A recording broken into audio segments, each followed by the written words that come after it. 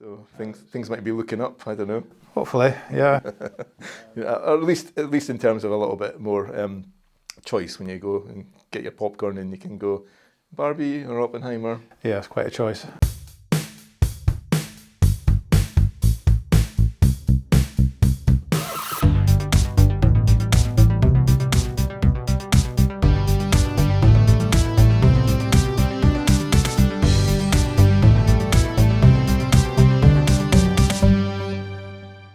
Hello, and welcome to Woodshed Reviews, where we look at films old and new, good and bad. On today's show, we're reviewing Barbie, or Barbenheimer, or is it Oppenheimer? Oppenheimer, that's... Yeah, we opted for Oppenheimer in the end. Though I do think we missed a trick. Yeah? Yeah, I think I didn't realise this was going to be such a big thing, the Barbenheimer thing. Yeah. I thought maybe one of us could have went to see Barbie, the other goes to see Oppenheimer, and we come back and report. Yeah. But we didn't. We weren't that far ahead of the curve. Yeah, I mean, they're pretty much the same film. You are the man who gave them the power to destroy themselves. And the world is not prepared.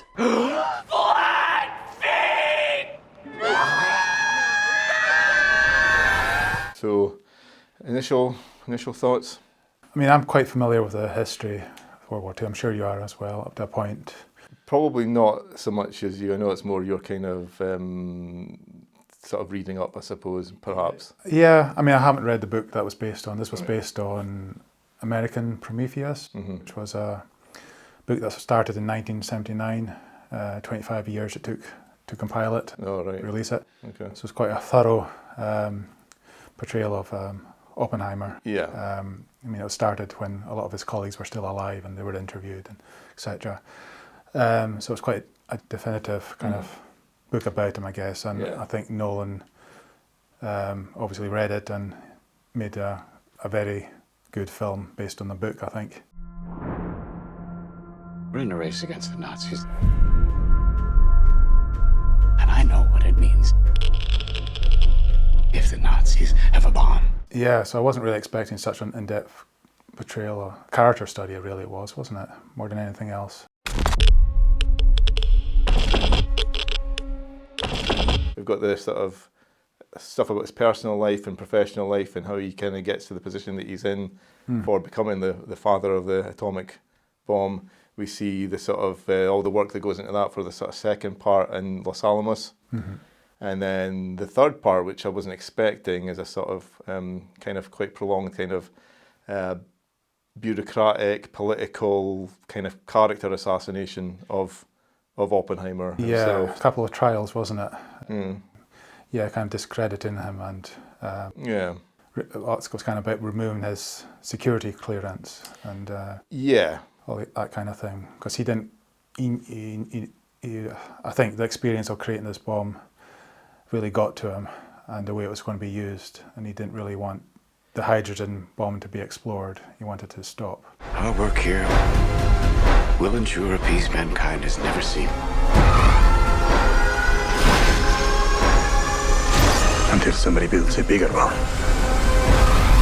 He's in a sort of a morally dubious kind of area where he's, this is groundbreaking scientific work and he's at the forefront of it, and obviously he wants to be doing that for the good of learning and information and what it can achieve.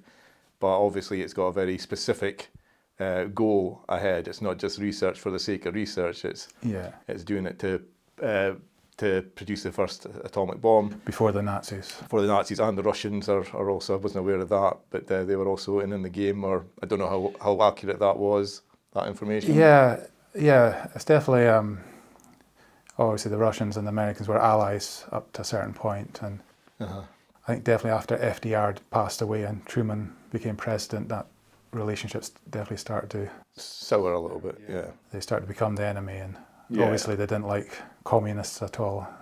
Because that's the brush he gets tarred with. Oppenheimer, he's never in the film anyway, he's never portrayed as like a card-carrying communist. He doesn't really have a political agenda. Yeah, he's kind of very much cause by cause sort of thing, and he dismantles each thing separate from each other and says, well, that's a worthy cause, and maybe that's not. He's not sort of like, tying his mask to certain colours or whatever the phrase is. Yeah, that's right. He's quite stubborn about that. He's just who he is, and he's... Yeah, and to his detriment, as he sort of figures out after the sort of dropping of the bomb, and then he becomes...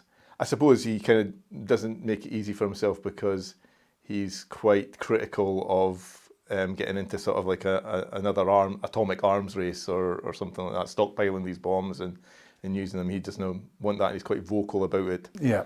So that didn't help his cause in terms of him getting sort of ostracised. That's right, yeah. Because the other, I guess, main character in it is played by Robert Downey Jr. Who's kind of he's the antagonist, the villain. I would say so, yeah, definitely. Portrayed that way. Basically wanted to bring Oppenheimer down. Which was for a kind of quite a childish kind of slight that Oppenheimer kind of did to him in a public forum, I guess, but it felt a little yeah. It felt a little like, oh, that was what he was getting revenge for. I mean, Oppenheimer basically made a bit of a joke at his expense at a public hearing or something. There was that, yeah. There's a lot going on in the film, so it's kind of difficult to kind of... Yeah. And I think because Oppenheimer didn't want to pursue the hydrogen bomb, I think that was another reason he wanted to get rid of him. What's the nature of the device they detonated? Data indicates it may have been a plutonium implosion device. Like the one you built at Los Alamos? So initially he's set up as, he brings Oppenheimer into the fold, he wants him to work on this thing, so they seem to be friends and buddies, but there's a little tension there, but that kind of flourishes through the film towards the end when we realise that he's the one basically who's pulling the strings and trying to throw Oppenheimer under the bus. That's right. And the whole film's kind of bookended by it's a fabricated scene, but a scene with Einstein, and we see it from two perspectives. Yeah, and it kind of comes back and forth throughout the film. Yeah. What they have a conversation, Oppenheimer and Einstein. Yeah. But we don't hear it until the end. Yeah, and Strauss took issue with that. I think it infers that he is so full of himself that he just assumed they were talking about him. Yeah. Which they weren't at all. I can't believe it. But here we are. Yeah, you're saying fabricated. That's an interesting thing because I'll maybe get into like the film itself now, and I read that like the reason for some of the black and white sequences and some of the colour sequences, I don't know, correct me if I'm wrong here, is, I can't remember which way around it is, but one is subjective, one is objective. Yeah, I think all the colour stuff is subjective. Right. Because we're with Oppenheimer, we're inside his mind. Yeah. And the black and white stuff's more from Strauss's point of view, I think. Yeah, it's more like not in the present day, but more up to date as the film takes place, like later on in the early 50s or something at this point. I believe so, yeah. Yeah, so... Because it didn't really give us an idea of dates. And they may have a couple of times, but it wasn't like titles on the screen, like you're here and it's the date. No, you've got to kind of infer that from it, which we'll probably get into, but it doesn't help that it does ping pong around in Nolan style. It ping pongs around different times, and it's not quite as it's not Memento, it's not Dunkirk, but it is still kind of a bit kind of discombobulating, I think. This is a matter of life and death. But I can perform this miracle. A bit of an issue for me to begin with, I don't know about you, but I felt like the first, I'm going to say possibly the appearance of Matt Damon was when the film started to kind of settle into a little bit more of an even keel maybe, and it wasn't kind of pinging about and very quick edits and very quick scenes with lots of information dumps and things like that. And I felt I was getting a bit overwhelmed, I wanted it to kind of like settle down a little bit at that point. I felt the same. Yeah. Because there are lots of great scenes, but you weren't there very long. Yeah. And I think the first scene in a first view anyway, the first scene where I felt that it really settled down was, I think Matt Damon comes in, he's like an admiral or a general or something, and he wants to recruit, he is recruiting Oppenheimer to head up the project for creating the bomb. Yeah. There's a lovely sort of scene between them where he's kind of like pretending that he's just thinking about Oppenheimer, but Oppenheimer's problematic, and Oppenheimer's just like, yeah, that's why you're offering me the job, because, it's to your benefit, keep me under the radar and all that kind of stuff. Build him a town. Why would I leave my family? I told you can bring your family. I'm not a soldier, Oppie. A soldier? He's a general. I've got all the soldier I need. What can I tell them? As much as you like, so you feel my boot on your balls. So that was a nice scene, but I felt up until then, and I don't know how long that was, it felt like maybe about half an hour or so, maybe a little longer. The film was very choppy. Yeah. And like you say, we didn't get to spend a lot of time with people, but we were getting introduced to tons of people, like, you know, lots of characters from his professional life, from his personal life, like his wife and his mistress. And that's right. I was like, why are we getting these scenes? But it kind of makes sense later when they're trying to discredit him and his relationships too. That's true. Yeah, that's true. All America's industrial might and scientific innovation connected here. A secret laboratory. Keep everyone there until it's done. Yeah, it felt a little overwhelming, but I think once it kind of settled into the Los Alamos kind of section of the film, and we had a sort of like a goal that we were heading to and stuff, you kind of knew where this was kind of going. Obviously, that's kind of like, I'd say, the bulk of the second hour of the film. Yeah. Leading up to the Trinity test, which is the main sort of, I guess, the main spectacle of the film. This is a national emergency. Detonator charged.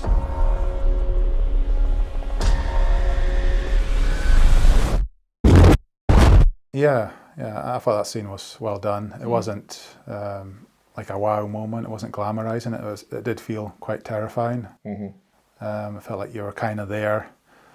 It was unpredictable, even though we know what happens. Yeah, they did enough. I mean, we know it goes well and stuff, but that sort of like uncertainty about, at one point they're kind of like wondering if the chain reaction will just not stop and then just destroy the whole world. We had a moment where it looked like the chain reaction from an atomic device might never stop. Are we saying there's a chance that when we push that button, we destroy the world? Chances are near zero. Near zero.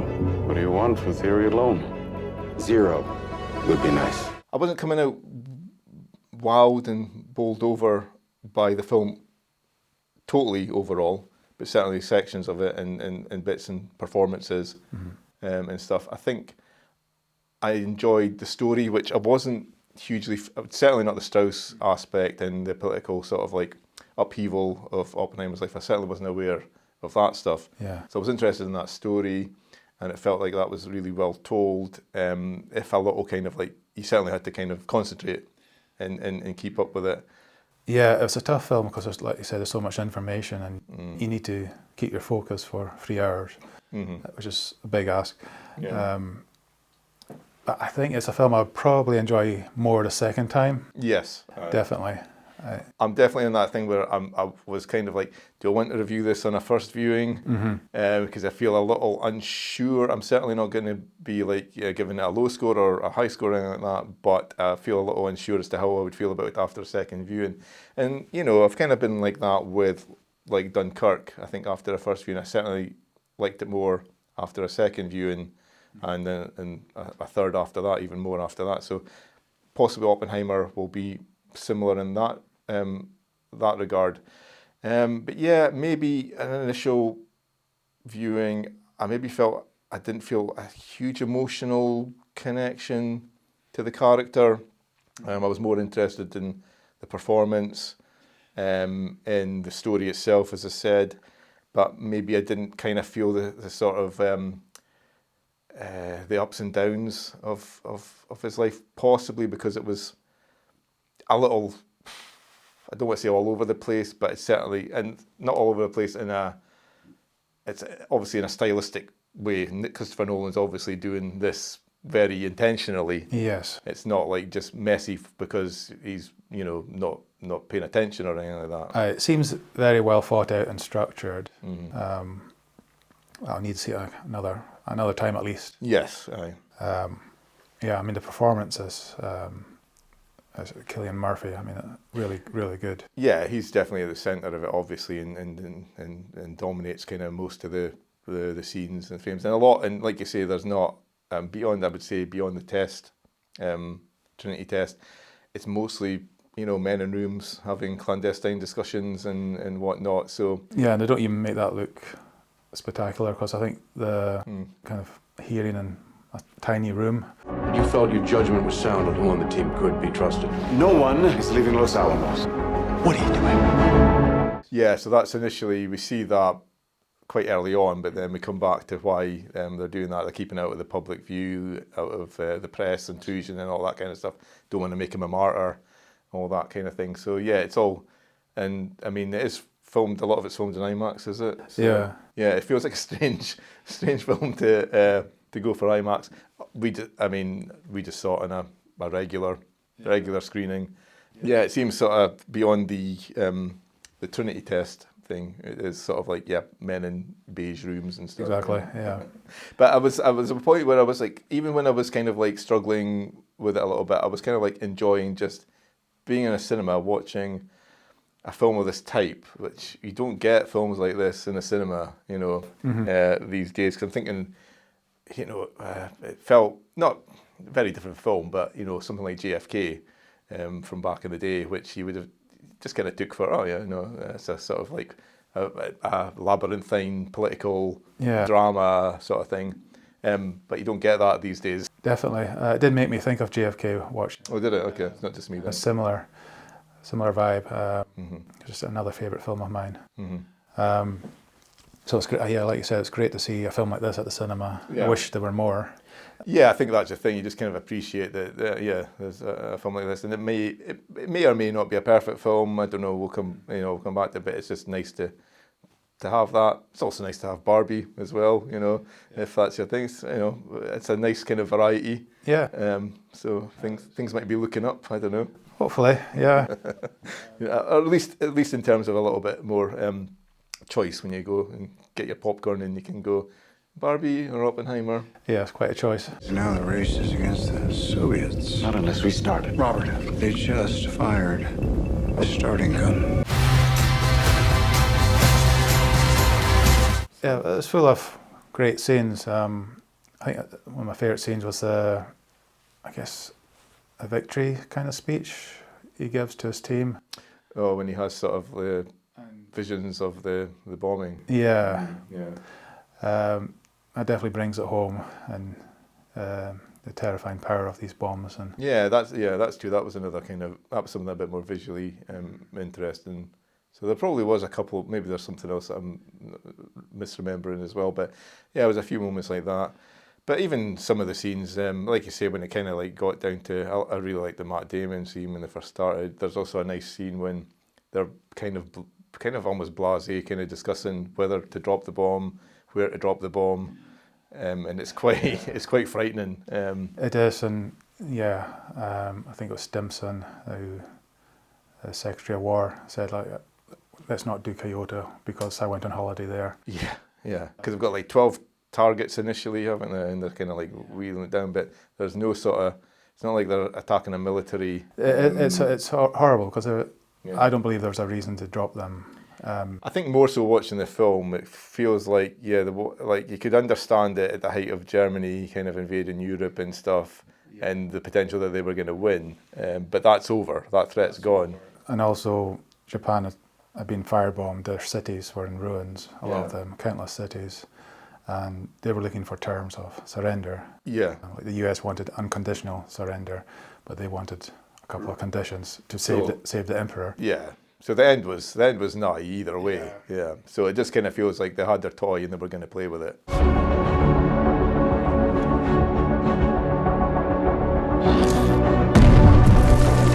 FDR had passed away, and Vice President Truman became president. Right. Who was I think he was a lot more unhinged, and I think Gary Oldman's performance kind of showed that aspect of him. Yeah. So whether that FDR, if he had been still alive, would have gone the same way. Yeah, okay. But yeah, that's another Gary Oldman just comes in for a couple of minutes. Yeah, it does his thing brilliantly. And that's another one. So I mean, there's just tons of people in this. Emily Blunt as well. Thought she was kind of felt sidelined for the first while, but she gets her moment in the spotlight. That's a great scene with her at the end. At the end, yeah, because I suppose I quite enjoyed that. I kept thinking, is Oppenheimer gonna, he was kind of being lambasted by her for just kind of cowering and taking the hits and all that kind of stuff and not stepping up for himself. Mm-hmm. And I thought, is he gonna have his moment? But he doesn't really. Yeah. She has to do it for him. And that felt kind of nice. And I'm sure that was probably quite accurate, I suppose. I think he's getting beaten up, but instead of fighting back, he just kind of cowers and hopes he'll look pathetic enough that they'll just leave him be.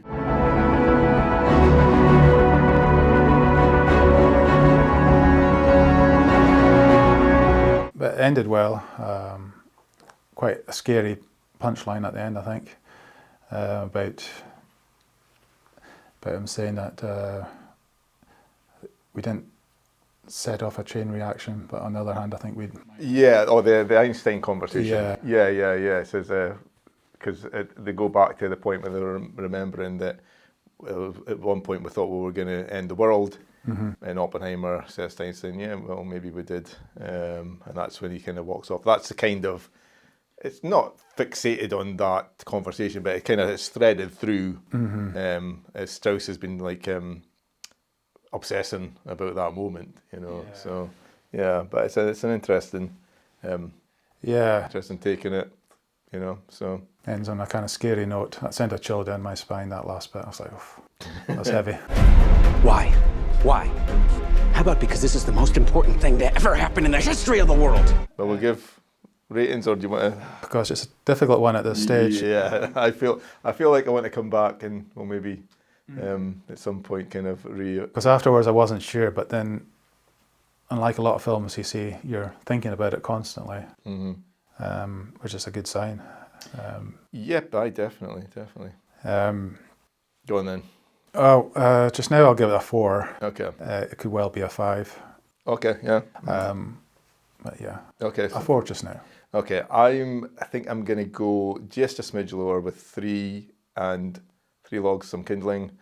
I agree with you. I think I could go a bit higher. I'm not sure I'll ever get to 5, but I feel like it's possibly a 4. Okay. Possibly a 4.5. But in the first viewing, just with, I think as we were saying, some of the issues with the start of the film, and some maybe not having, for me, on initial view, maybe feeling a little bit emotionally disconnected from it, but enjoying more of the story and the mechanics of the film and all that kind of stuff. That was enough to kind of get me to enjoy it and all that, but maybe not to feel totally invested in it on a first viewing. Yeah. So, no, I get you. Yeah. Yeah. So go with that. Sounds good. 8, 7, 6, 5. Okay, well, let us know if we've got it right with Oppenheimer or if we should have went to see Barbie. But for now, that's all we've got for you. Hope you enjoyed it. We'll see you next time. See ya. Now I am become death, the destroyer of worlds. I suppose we all thought that, one way or another.